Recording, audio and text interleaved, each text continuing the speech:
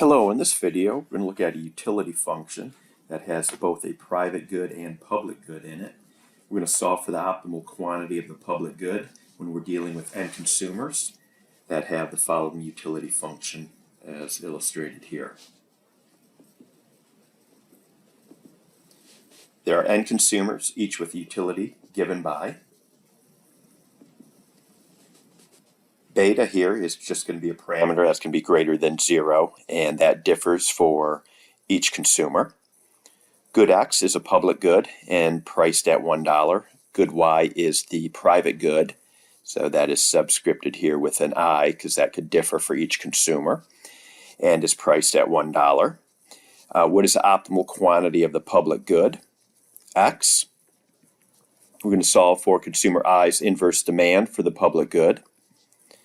So I'm going to get the marginal utility of good X, which is the public good. So taking the partial derivative of the utility function with respect to X, we get back this result here. Taking the marginal utility of the private good, good Y, we just get back 1.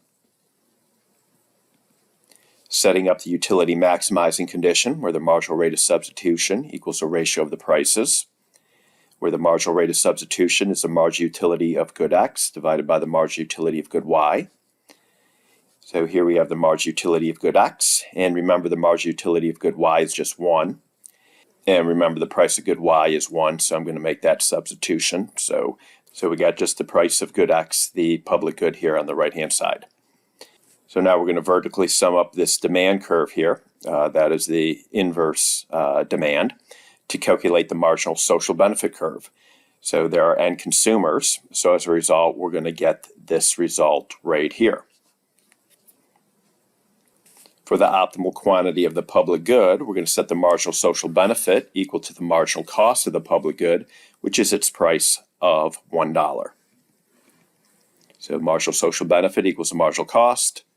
The marginal social benefit we already derived, and that's just going to equal the marginal cost of 1. And now we're going to solve this for X. So moving some things around, and now we need to raise both sides to the 4/3 power, and that is the optimal quantity of the public good.